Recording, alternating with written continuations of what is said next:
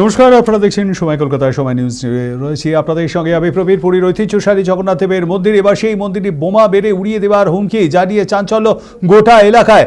মন্দির চত্বর নিয়ে বাড়িয়ে দেওয়া হয়েছে নিরাপত্তা। মন্দির চত্বরে বাড়িয়ে দেওয়া হয়েছে নিরাপত্তা।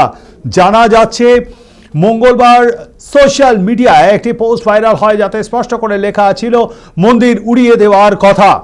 প্রাথমিক তদন্তের ভিত্তিতে এক ব্যক্তিকে আটক করা হয়েছে বলে জানিয়েছে পুলিশ। পুরো ঘটনার উদ্দেশ্য খুঁচিয়ে দেখা হচ্ছে। যদিও এই ঘটনা এই প্রথম নয়, এর আগেও পুরীর মন্দির বোমার হামলায় উড়িয়ে দেওয়ার হুমকি দেওয়া হয়েছিল।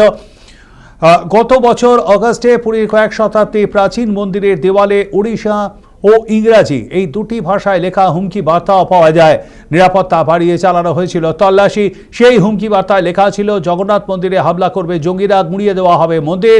এমনকি সেখানে প্রধানমন্ত্রী নরেন্দ্র মোদীর নামও খোদাই করা হয়েছিল। এছাড়াও কয়েকটি ফোন নম্বর দেওয়া হয়েছিল যেগুলিতে ফোন করার নির্দেশ ছিল। কিন্তু 2024 সালের শুরুর মাসে এই ধরনের ঘটনা অত্যন্তই উদ্বেগের। মন্দির চত্বরকে কার্যত নিরাপত্তা বলয় ঢেকে ফেলা হয়েছে। তার সঙ্গে পর্যটকদের অযথা আতঙ্কিত হতে বারণ করা হয়েছে।